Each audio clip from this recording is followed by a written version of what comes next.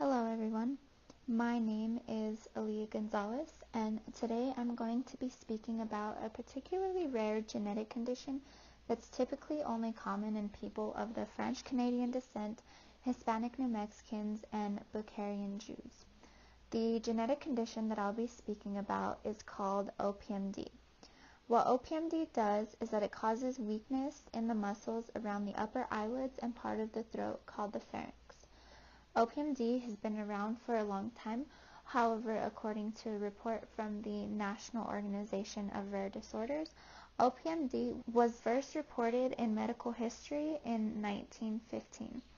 Now, at this time, no one knew what the cause for OPMD was, and it wasn't actually until 1998 that neurologist Bernard Brace, along with some colleagues, determined that OPMD is caused by an expansion of the 6-GCG trinucleotide repeat with exon 1 of the polyadenylate binding protein nuclear 1 gene on chromosome 14, or PABPN1 for short. You may be listening thinking, what on earth did she just say? Basically, we all have 46 chromosomes that we get from our biological mother and father that are placed into pairs, and these chromosomes are made out of proteins. For someone with OPMD, the pattern on their 14th chromosome is affected by what is called a trinucleotide repeat of 8 to 13. However, a repeat of 9 is most common in the populations that were previously mentioned, according to Dr. Chen from the University of Iowa Carver College of Medicine. In 2017, a presentation by Sarah Youssef from the New Mexico Neuromuscular Center said that OPMD has been reported in 35 countries. She also mentioned that the number of cases in Hispanic New Mexicans is estimated to be about 1 in every 10,000 people. The number for French Canadians is roughly 1 in every 1,000, and there's about 1 in every 600 people for Jews. So, the symptoms of OPMD usually start to appear between 40 and 60 years of age.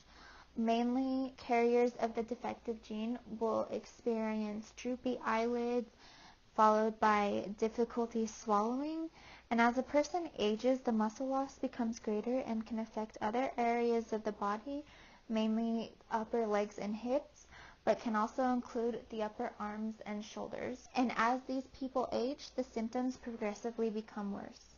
As a person experiences muscle loss in the eyelids, their vision can be impaired because eventually the eyelids droop over their pupils, obstructing their sight. These people may tend to lean their head back to be able to see better, but doing this can lead to pain in the neck. On the other hand, a person with difficulty swallowing may experience ingestion of food or liquids into the lungs, which can cause inflammation or infection of the lungs, according to Dr. Lee in 2012. This can also lead to malnutrition because of the trouble of food intake, and in severe cases, a person may have to resort of other forms of eating in order to get the necessary nutrients they need to be healthy. Thankfully, however, the life expectancy for a carrier of OPMD is generally not shortened, but it does have a significant impact on the quality of life. Currently, there are no cures for carriers of OPMD. However, there are several forms of treatment one could get to decrease the severity of the symptoms they may experience. And the severity of these symptoms differ based on the expansion of the GCG trinucleotides as well as carrier to carrier. So each person may have to seek out different types of treatment that will best serve them. In terms of treatment for people experiencing droopiness of the eyelid, there are 3 most common treatments for someone experiencing droopiness of the eyelids. One being the frontalis sling procedure, which in her words, the best approach for most patients. There's also levator advancement, and the least effective, because it's more cosmetic, is the simple blepharoplasty. In a frontalis sling procedure, a loop of sling material, which can be either artificial strips, donor tendon, or even tendons obtained from the thigh of the patient, are threaded beneath the skin between the eyebrow and the lid skin just above the eyelashes. This sling will keep a patient's eyelids open more widely, therefore they will be able to see better and not risk harming their neck from tilting backwards to see. Often they will have to somewhat raise their eyebrows for the slings to work a little bit better, but in most cases, patients who have frontalis slings performed will have more trouble closing their eye than opening them, because the slings are meant to keep their eye open, so they'll have to kind of use their eye muscles to close it more. Over time, however, it'll become less difficult. In some cases, a patient who has a frontalis sling procedure may need to go back and get the slings either tightened or new ones put in the case that the sling material sort of stretches out too much and isn't working as well. The next treatment for droopiness of the eyelids is the levator advancement. It is a procedure done where an incision is made in the upper eyelid and a suture is made in the levator muscle to make the eyelids smaller. Lastly, the blepharoplasty procedure is similar to the levator advancement. However, excess skin is removed to keep the eyelid open rather than making a slit and cutting the actual muscle. Now, for someone who has difficulty swallowing, the muscles in their throat tend to weaken and close up, so they are not able to swallow hard or whole foods. And these patients can choose from either cricopharyngeal myotomy, dilation, or Botox. According to USOF, the cricopharyngeal myotomy is a surgical procedure in which the cricopharyngeal muscle, which is a major contributor in the upper esophagus, is severed. Second, the dilation procedure consists of a savory dilator being passed over a wire that is positioned through the esophagus and into the stomach. According to Sarah Youssef, the dilator stretches the cricopharyngeal, reducing the symptoms where the muscles tense up and it makes it more difficult to swallow. Now, in terms of diagnosis, the Muscular Dystrophy Association says that diagnosis for OPMD is done through a series of steps. Most likely, a patient will first be asked about their family history, past medical conditions, and then a physical examination will take place. This physical examination usually consists of a timed swallowing test with liquids and solids to test the severity of symptoms.